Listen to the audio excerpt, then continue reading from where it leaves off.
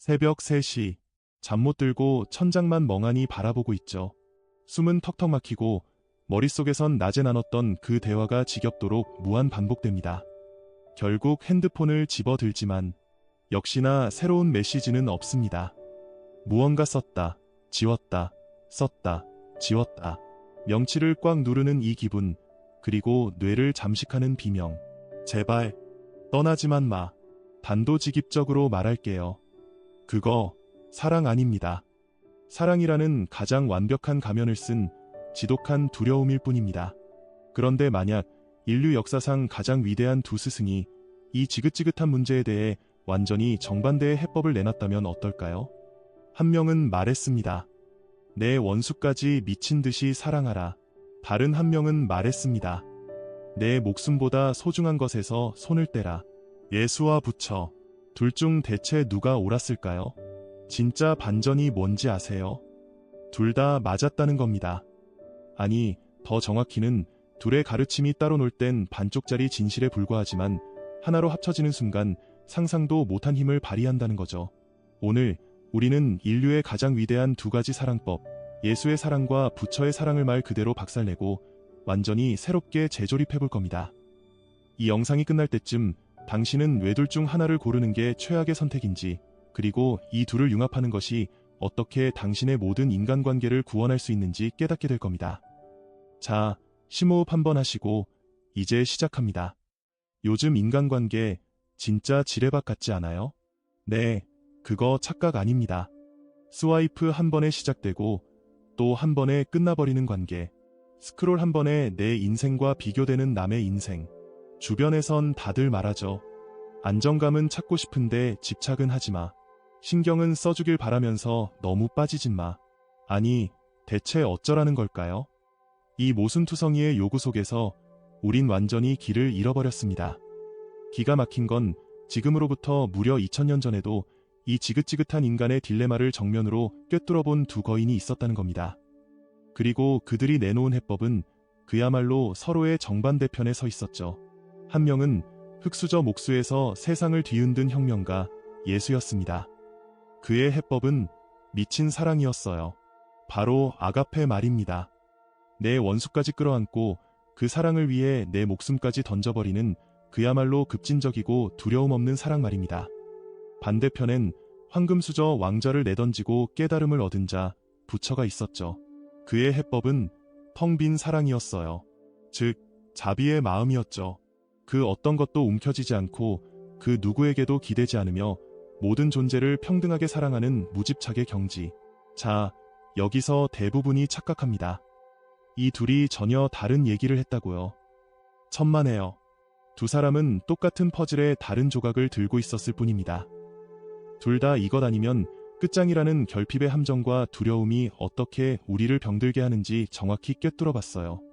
그리고 둘 다 우리를 진짜 자유롭게 만드는 궁극의 사랑을 가리켰습니다. 그러니까 진짜 질문은 예수 대 부처, 누가 이겼냐가 아니에요. 핵심은 이겁니다. 예수의 미친 사랑과 부처의 텅 빈 사랑이 충돌할 때 대체 무슨 일이 벌어지는가입니다. 지금부터 그 거대한 폭발의 현장으로 들어가 보시죠. 자, 예수 하면 뭐가 떠오르시나요? 아마 스테인드 글라스 속 온화한 목자, 혹은 SNS에 떠도는 좋은 글귀 속 성인이겠죠. 전부 잊으십시오. 지금부터 우리가 만날 예수는 당시 권력자들을 공포에 떨게 했던 혁명가이자 역사상 가장 위험한 사랑을 외쳤던 인간 예수입니다. 상상해 보시죠. 당신은 지금 1세기 유대 땅에 서 있습니다.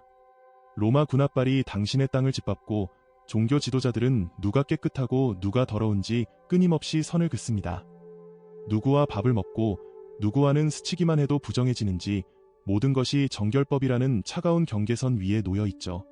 이방인은 물론 같은 민족이지만 변절자로 낙인 찍힌 사마리아인과는 말도 섞어선 안 됩니다. 바로 그때 예수가 나타나 판을 뒤엎어버립니다. 그가 던진 선한 사마리아인 비유는 그 자리에 있던 모두의 뒤통수를 치는 이야기였을 겁니다. 한 유대인이 강도를 만나 죽기 직전 상태로 길에 버려집니다. 존경받는 제사장이 그를 보더니 못 본 척 길반대편으로 돌아갑니다. 성전에서 일하는 레위인 역시 그를 외면합니다. 피 흘리는 시체를 만져 부정해지느니 그냥 모른 척하는 게 안전했으니까요. 바로 그때 모두가 원수라 손가락질하던 사마리아인이 나타납니다. 그는 멈춰서서 상처를 치료해주고 자기 나귀에 태워 여관으로 데려가죠. 심지어 자기가 돌아올 때까지 모든 비용을 책임지겠다고 약속합니다. 이야기를 마친 예수가 묻습니다. 누가 이 사람의 진짜 이웃이냐? 답은 명백했습니다. 모두가 경멸하던 이방인, 원수, 바로 그 사마리아인이었죠. 이건 그냥 착하게 살자는 교훈 동화가 아닙니다. 이건 선언문입니다. 부족주의, 내 편 가르기, 그 모든 경계선을 날려버리는 정치적 폭탄이었죠. 예수의 메시지는 단순하고도 파괴적이었습니다. 내 사랑에 경계를 두지 말라. 누가 내 사랑을 받을 자격이 있는지 계산하지 말라는 겁니다. 우리 편만 챙기고 나머지를 악마로 만들지 말라는 겁니다. 성경 원문은 이 사랑을 아가페라 부릅니다. 이게 나한테 무슨 이득이 될까를 묻지 않는 사랑. 심지어 나를 파괴하려는 원수에게까지 향하는 그야말로 미친 사랑이죠. 그런데 바로 그 예수가 갑자기 이런 말을 던집니다. 자기 부모와 아내와 자녀와 형제자매, 심지어 자기 목숨까지 미워하지 않으면 내 제자가 될 수 없다. 아니, 잠깐만요. 이게 무슨 말이죠? 방금 원수까지 사랑하라더니 이제는 가족을 미워하라고요? 앞뒤가 전혀 맞지 않잖아요. 여기에 예수의 진짜 의도가 숨어 있습니다. 이것은 예수 특유의 충격요법, 즉 과장법입니다. 고대 셈족 언어에서 미워하다는 종종 덜 사랑하다, 우선순위에서 뒤로 미루다라는 의미로 쓰였죠. 예수의 진짜 메시지는 이것입니다. 당신의 사랑을 소유욕으로 더럽히지 말라. 내 가족, 내 연인, 내 친구라는 이유만으로 사랑하지 말라는 겁니다. 그들을 내 것으로, 내 인생이라는 영화의 조연으로 만들지 말라는 겁니다. 그건 사랑이라는 이름의 소유일 뿐입니다. 예수가 내 아버지와 어머니를 미워하라고 말한 진짜 의미는 그들을 당신에게 귀속된 존재가 아니라 그 자체로 온전한 우주를 가진 자유로운 한 인간으로서 사랑하라는 뜻입니다. 놀랍게도 이 지점에서 예수의 사랑은 부처의 무집착과 정확히 맞닿습니다. 이것은 정말 급진적인 사상이었습니다. 나한테 잘해주는 사람에게만 잘해주라는 세상의 법칙을 정면으로 거스르는, 너를 미워하고 상처주고 죽이려는 자까지 사랑하라는 혁명이었죠. 결과는 어땠을까요? 이 사랑을 실천한 이들은 박해받고 순교했습니다. 예수 자신도 십자가에서 처형당했죠. 경계 없는 사랑은 통제와 분열로 먹고 사는 시스템에게는 사형 선고나 다름없기 때문입니다. 자, 이제 21세기 우리를 봅시다. 우리는 정결법을 따지진 않죠. 하지만 우리 역시 보이지 않는 벽을 쌓고 삽니다. 정치 성향, 종교, 사는 동네를 기준으로 우리 편과 저쪽 편을 나누죠. 누군가의 의견이 나를 불편하게 하면 댓글창을 닫고 길 반대편으로 건너가 버립니다. 바로 이 지점에서 우리 가슴을 옥죄는 불안이 시작됩니다. 우리의 사랑은 철저히 조건부이기 때문입니다. 내가 내 기준을 충족시키면, 나를 배신하지 않으면, 영원히 변하지 않으면 그때 사랑해줄게. 이것은 보살핌으로 이장한 통제입니다. 예수의 가르침은 이 모든 질문을 뒤집습니다.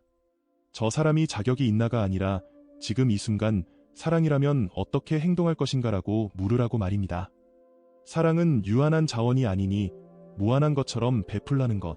이것이 바로 예수의 방식입니다. 급진적이고 위험하며 그래서 혁명적인 방식이죠. 예수가 갈릴리 언덕에서 이 혁명을 외치고 있을 때 시간의 강을 500년 거슬러 올라간 지구 반대편에서는 또 다른 한 사람이 이 위대한 방정식의 나머지 절반을 이미 풀어내고 있었습니다. 자, 이제 시간의 강을 거슬러 올라가 봅시다. 예수보다 약 500년 전 히말라야 산기슭의 한 왕국으로 가보는 겁니다. 그곳에 모든 것을 가졌던 한 남자가 있었습니다. 시타르타 고타마. 왕자로 태어나 세상의 모든 쾌락과 부귀영화를 누렸죠. 하지만 그는 보았습니다. 화려한 궁전 담장 너머에 존재하는 늙음, 병듦, 그리고 죽음이라는 피할 수 없는 고통을 목격했습니다. 29의 어느 날 밤, 그는 결심합니다. 세상이 부러워하는 모든 것, 화려한 궁전, 아름다운 아내, 갓 태어난 아들까지 그 모든 것을 등지고 길을 떠납니다. 이것은 도피가 아니었습니다. 한 가족을 넘어 모든 존재를 고통의 굴레에서 구원하려는 위대한 여정의 시작이었죠. 6년간의 혹독한 고행 끝에 그는 마침내 보리수나무 아래에서 깨달음을 얻고 부처, 즉 깨어난 자가 됩니다. 그가 발견한 진리는 충격적일 만큼 단순했습니다. 모든 고통은 단 하나, 꽉 쥐려는 마음에서 시작된다. 성경 언어가 사랑을 아가페라 불렀듯 초기 불교 경전은 이 꽉 쥐려는 마음을 타나, 즉 목마른 갈증이라 불렀습니다. 영원히 변하는 것들을 영원할 거라 믿으며 필사적으로 붙잡으려는 갈망.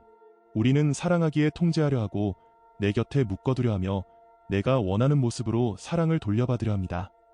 그 관계를 구명조끼처럼 필사적으로 붙들고 늘어지죠. 바로 그 순간 사랑은 고통이 됩니다.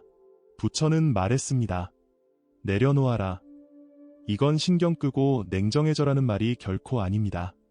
움켜쥐려는 마음, 이것 없으면 안 되라는 결핍감, 결과를 통제할 수 있다는 오만한 환상을 내려놓으라는 뜻입니다. 부처가 들어준 이 비유는 바로 우리의 모습을 소름 돋게 보여줍니다. 사냥꾼들이 원숭이를 잡기 위해 목이 좁은 항아리에 달콤한 쌀을 넣어둡니다. 원숭이가 항아리에 손을 넣어 쌀을 한 움큼 쥐자 주먹이 커져 손이 빠지지 않습니다. 손만 펴면 되는데, 그깟 쌀 한 줌만 놓으면 자유로워지는데 원숭이는 그러지 못합니다. 쌀을 포기하느니 차라리 사냥꾼에게 잡히는 길을 택하는 거죠. 부처는 말했습니다. 이게 바로 너희의 모습이다. 우리를 구원해 줄 거라 믿는 쾌락, 명예, 관계, 그 모든 것을 놓지 못해 스스로 덫에 갇혀버린 우리 자신의 모습 말입니다. 그렇다면 사랑하지 말라는 걸까요? 아닙니다. 부처는 단 한 번도 사랑하지 말라고 한 적이 없습니다. 그는 움켜쥐지 않으면서 사랑하는 법을 가르쳤습니다. 이 지점에서 대부분의 사람들이 길을 잃습니다. 무집착을 차가운 무관심으로 오해하는 거죠. 아, 집착은 고통이라며? 그럼 난 너한테 신경 끌게. 이건 최악의 오해입니다. 부처가 가르친 진정한 사랑의 본질은 사무량심, 즉, 네 가지 무한한 마음에 있습니다. 첫째, 모든 존재를 향한 조건 없는 친절함, 자애. 둘째, 타인의 고통을 외면하지 않고 함께 아파하며 그들이 벗어나길 바라는 마음, 연민. 셋째, 타인의 행복과 성공을 질투 없이 내 일처럼 함께 기뻐해주는 마음, 수희. 넷째, 이 모든 사랑을 베풀었음에도 결과가 내 뜻대로 되지 않을 때조차 고요한 평온을 유지하는 마음, 평정. 이것이 바로 신의 경지에 이른 마음이며 손을 활짝 편 채로 하는 사랑입니다. 당신은 한 사람을 깊이 아끼고 그의 아픔에 진심으로 공감하며 온 마음으로 그의 행복을 지지합니다. 하지만 동시에 그가 당신을 떠나거나 변하거나 세상 모든 것이 무너져 내릴 때에도 당신 자신은 무너지지 않습니다. 애초에 움켜쥐고 있지 않았기 때문입니다. 당신은 결과를 통제하려는 환상을 내려놓고 그저 지금 이 순간의 현실을 있는 그대로 사랑하고 있는 겁니다. 혹시 이런 감정 느껴본 적 없으신가요? 그 사람 답장 언제 와? 미치겠네. 숨막히는 불안감. 누군가를 내 입맛대로 바꾸려 하고 고쳐주려 하는 조급함. 다른 사람이 나를 어떻게 생각할지 통제할 수 없어서 느끼는 괴로움. 부처는 정확히 그게 문제라고 말할 겁니다. 당신은 지금 그 사람을 사랑하는 게 아닙니다. 그 사람에 대한 당신의 생각, 당신 머릿속에만 존재하는 그 사람의 버전을 사랑하고 있는 겁니다. 진정한 사랑은 요구하지도 보답을 기대하지도 않습니다. 그저 이렇게 말할 뿐이죠. 나는 당신을 사랑합니다. 그리고 당신은 자유롭습니다. 두 명의 스승, 두 개의 대륙, 완전히 달라 보이는 두 개의 가르침. 하지만 정말 그럴까요? 바로 이 지점에서 모든 것이 하나로 합쳐집니다. 겉으로 보면 두 가르침은 완전히 정반대처럼 보입니다. 더 뜨겁게 사랑하라와 내려놓아라. 애착과 무집착. 하지만 이것은 동전의 양면과 같습니다. 두 가르침 모두 인류의 가장 오래된 적인 두려움에 기반한 사랑이라는 동일한 괴물을 겨냥하고 있었던 겁니다. 여기에 누구도 예상치 못했던 반전이 있습니다. 예수는 사람들의 사랑이 너무 작아서 고통받는다고 보았습니다. 우리 부족, 우리 민족이라는 경계에 갇혀 타인에 대한 두려움 때문에 사랑을 희소 자원처럼 아껴 쓰는 바로 그 모습 때문에요. 반면 부처는 사람들의 사랑이 너무 꽉 조여서 고통받는다고 보았습니다. 움켜쥐고 집착하고 영원히 붙들려다가 결국 사랑 그 자체를 질식시켜 버리는 모습 때문에요. 그래서 예수는 외쳤습니다. 사랑의 크기를 키워라. 그리고 부처는 속삭였습니다. 사랑의 밧줄을 느슨하게 하라. 두 사람은 같은 전쟁터에서 서로 다른 무기를 들고 있었던 셈입니다. 예수가 맞서 싸운 것은 무엇이었을까요? 사랑의 조건을 붙이고 내 편만 챙기며 이방인에 대한 두려움으로 배척과 잔인함을 정당화하는 시스템이었습니다. 그의 메시지는 명확했습니다. 사랑을 한정된 자원처럼 취급하지 말라. 사랑은 무한하다. 대가 없이, 두려움 없이, 아낌없이 주어라. 부처가 맞서 싸운 것은 무엇이었을까요? 모든 것은 변한다는 진리를 거부하고 영원히 소유하려다 끝없는 불안에 시달리는 인간의 마음 그 자체였습니다. 그의 메시지 또한 명확했습니다. 움켜쥐려 하지 말라. 모든 것은 흐른다. 그 진리 안에서 저항하지 말고 사랑하라. 그리고 바로 여기서 인류 역사상 가장 위대한 융합이 일어납니다. 만약 당신이 예수의 두려움 없는 사랑과 부처의 자유로운 사랑을 동시에 할 수 있다면 어떨까요? 사람들을 느슨하게 붙잡으면서도 온 마음을 다해 사랑한다면요? 아무것도 움켜쥐지 않으면서 나의 모든 것을 내어준다면요? 이것은 모순이 아닙니다. 이것이 바로 핵심입니다. 여기서 두 가지 흔한 오해를 바로잡아야 합니다. 예수의 아가페는 호구처럼 굴라는 뜻이 아닙니다. 그것은 원칙 있는 사랑입니다. 부처의 무집착은 무관심이 아닙니다. 그것은 매달리지 않음입니다. 아름다운 나비 한 마리가 당신 손에 앉아 있다고 상상해 보세요. 너무 꽉 쥐면 나비는 으스러져 죽습니다. 이것이 집착입니다. 아예 신경 끄고 손을 치워버리면 나비는 날아가 버리고 그 아름다움을 경험할 기회조차 잃게 되죠.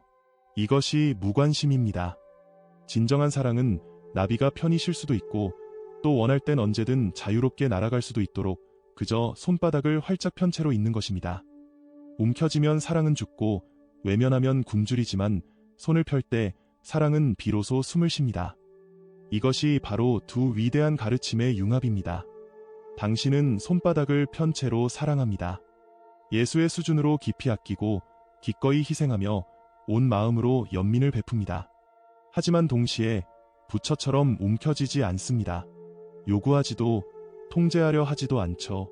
상황이 변하고 사람이 떠나가도 당신 자신은 무너지지 않습니다.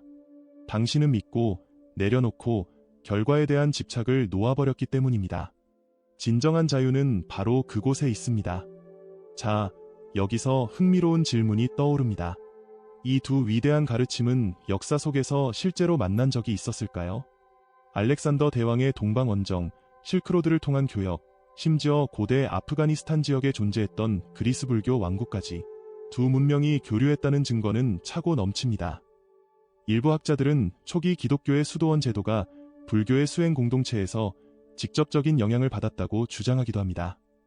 예수는 보살이었을까? 라는 질문이 학계에서 진지하게 논의될 만큼 두 가르침의 유사성은 소름 돋을 정도로 놀랍습니다. 물론 이것이 결정적인 증거는 아닐지도 모릅니다. 어쩌면 그저 인류의 보편적인 고통이 시공간을 초월해 비슷한 해법을 낳은 것일 수도 있죠. 하지만 그게 정말 중요할까요? 중요한 것은 이것 아닐까요? 문화와 종교라는 겉포장을 벗겨내고 인간 마음의 가장 깊은 곳으로 들어가면 우리는 결국 같은 진리를 발견하게 된다는 사실 말입니다. 두려움이 없는 사랑, 집착이 없는 사랑, 우리를 진정으로 자유롭게 하는 사랑. 예수와 부처는 각기 다른 손가락으로 저 하늘에 같은 달을 가리키고 있었습니다. 그리고 2000년이 흐른 지금 우리는 비로소 두 손가락을 모두 사용할 수 있게 된 첫 번째 세대일지도 모릅니다. 그렇다면 이제 가장 중요한 질문이 남습니다. 이 위대한 지혜를 이 복잡하고 혼란스러운 현대사회의 관계 속에서 대체 어떻게 실천할 수 있을까요? 제가 지금부터 그 방법을 알려드리겠습니다. 좋습니다. 철학은 위대하지만 우리가 연애하는 대상은 철학이 아니니까요. 자, 이제 가장 현실적인 이야기로 들어가 봅시다. 당신이 누군가와 이제 막 아름다운 관계를 시작했다고 상상해 보세요. 모든 것이 순조롭고 상대가 정말 마음에 듭니다. 어쩌면 사랑에 빠지고 있는지도 모르죠. 그런데 마음 한구석에서 불안이라는 불청객이 떠나질 않습니다. 혹시 답장이 왔나 1분마다 핸드폰을 확인합니다. 상대방의 문자 하나, 이모티콘 하나에 온갖 의미를 부여하며 밤새 분석합니다. 그 사람도 나와 같은 마음일까? 우린 대체 어떻게 되는 거지? 감정의 롤러코스터 위에서 전전긍긍합니다.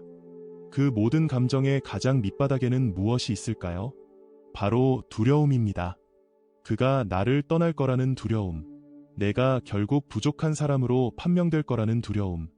이 관계가 실패로 끝나 내 소중한 시간을 낭비하게 될 거라는 두려움. 이 두려움은 당신의 손에 힘을 꽉 쥐게 만듭니다.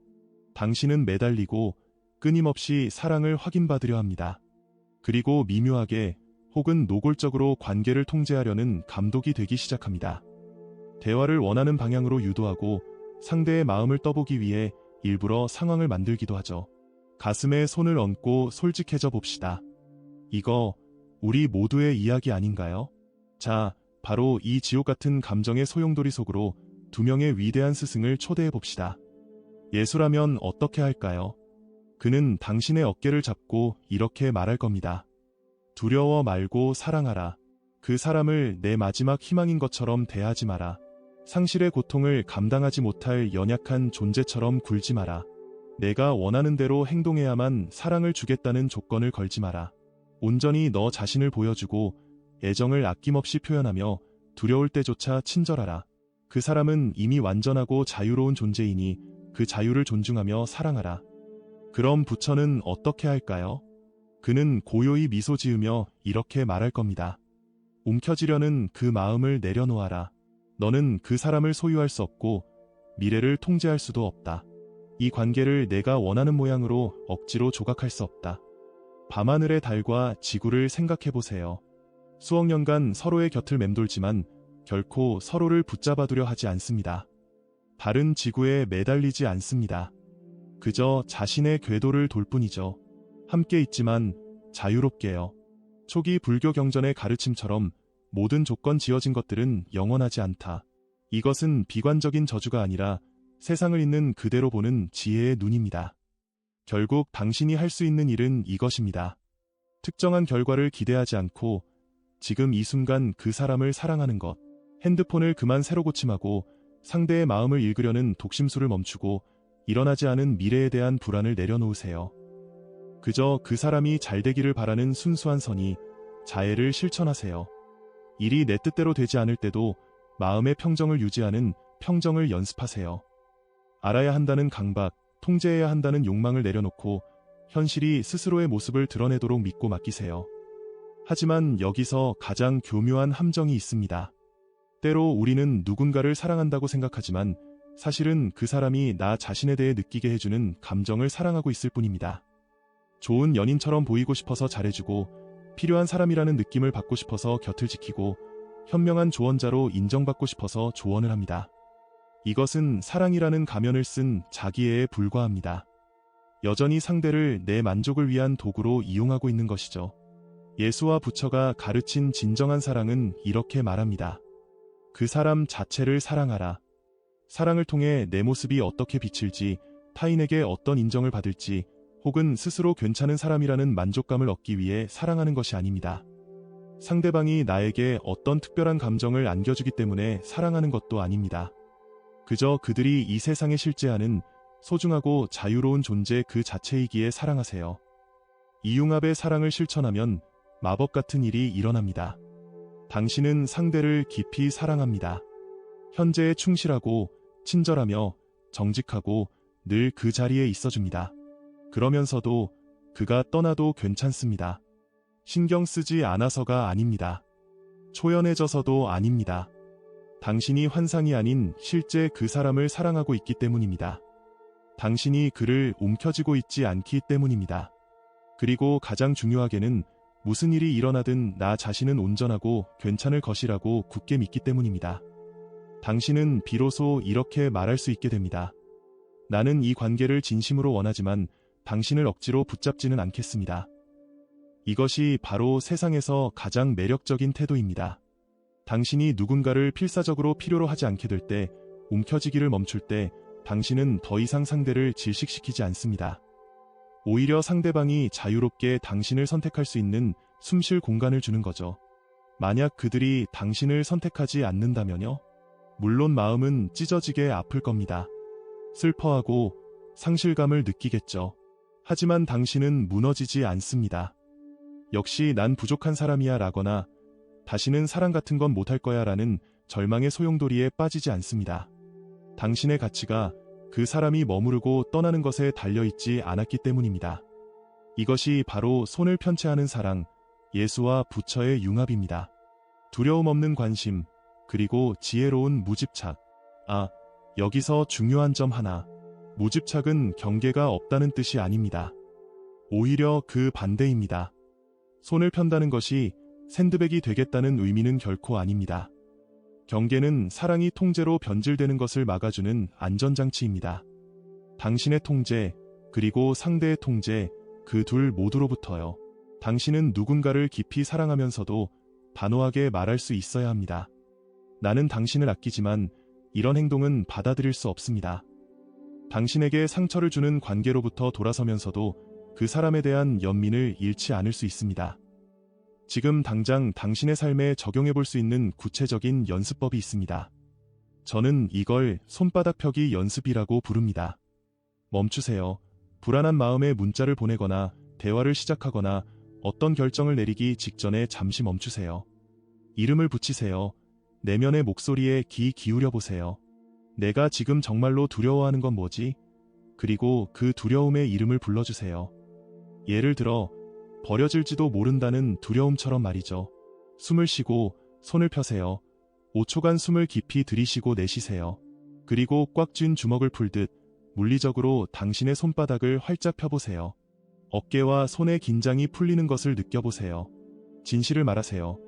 이제 상대를 조종하려는 버전이나 두려움의 참 버전이 아닌 가장 정직하고 진실한 당신의 마음에서 나오는 문장 하나를 찾아보세요.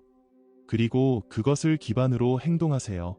결핍이나 두려움이 아닌 사랑과 신뢰, 그리고 자유로부터 행동하는 겁니다.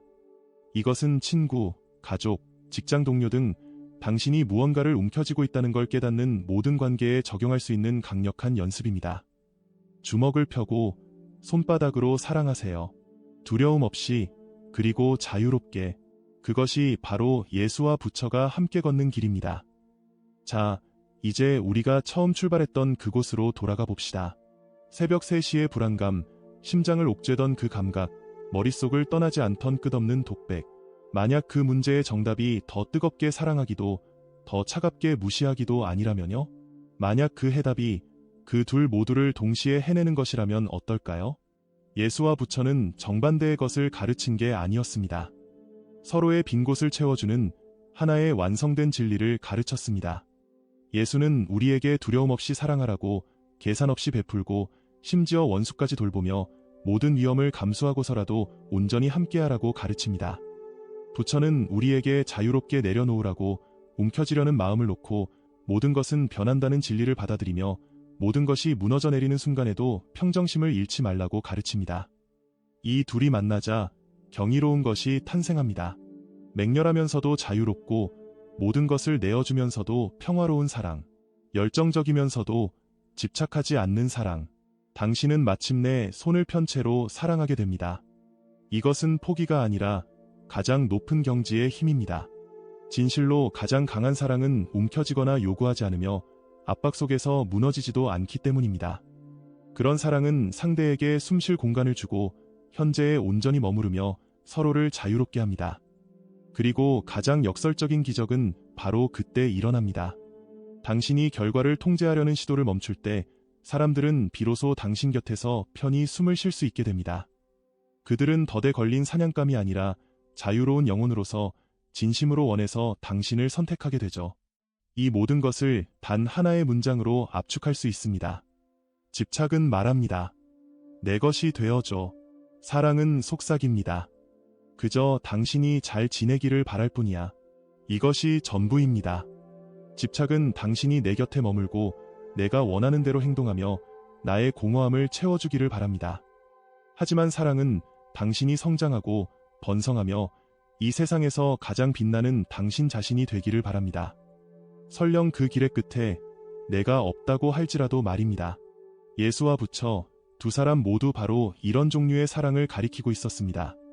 어쩌면 그들은 서로 다른 손가락으로 결국 같은 달을 가리키고 있었는지도 모릅니다.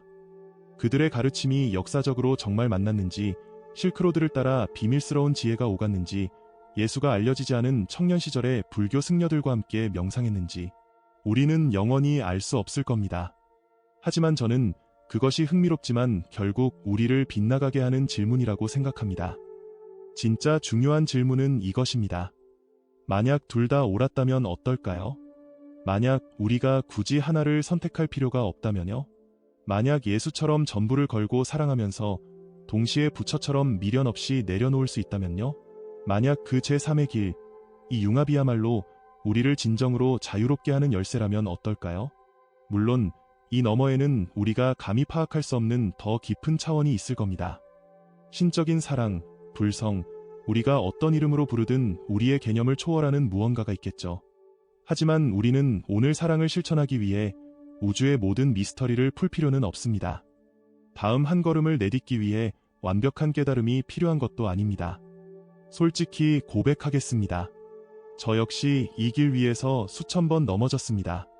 저 역시 너무 꽉 움켜쥐는 사람이었고 사랑의 교묘한 조건을 내세우는 사람이었습니다. 새벽 3시에 핸드폰 불빛의 의지에 문자 한 줄을 곱씹으며 스스로를 괴롭히던 밤들이 있었습니다. 그리고 그 모든 순간의 이유는 단 하나였습니다. 제가 이 진실을 잊었기 때문입니다. 사랑은 무한한 자원이고 통제는 완벽한 환상이다. 그러니 만약 당신이 지금 이 문제로 밤잠을 설치고 있다면 괜찮습니다. 저도 그랬고 우리 모두가 이 길 위에서 함께 답을 찾아가는 연습생들입니다. 그러니 한번 시도해보세요. 다음에 그 불안이 파도처럼 밀려오고 가슴이 꽉 막혀오며 통제하고 싶은 욕구가 솟구칠 때 잠시 멈추세요. 숨을 고르세요. 그리고 손바닥을 펴세요. 두려움 없이 사랑하고 자유롭게 놓아주세요. 그리고 어떤 기적이 일어나는지 그저 지켜보세요. 오늘의 이야기가 당신의 마음에 어떤 울림을 주었나요? 아래 댓글을 통해 당신의 생각을 들려주세요. 예수의 두려움 없는 사랑에 더 마음이 끌리시나요? 아니면 부처의 지혜로운 내려놓음이 더 필요하다고 느끼시나요? 혹은 저처럼 그 둘을 통합하는 제3의 길을 함께 걷고 싶으신가요? 동서양의 지혜를 가로지르는 이 깊은 탐구를 계속하고 싶다면 구독 버튼을 눌러 여정에 동행해주세요. 마지막으로 이것 하나만 기억하세요. 예수처럼 사랑하고 부처처럼 내려놓으세요. 오늘도 당신은 분명 한 걸음 더 나아갔습니다. 당신의 성장을 돕는 안내자, 알씨였습니다. 다음 영상에서 뵙겠습니다.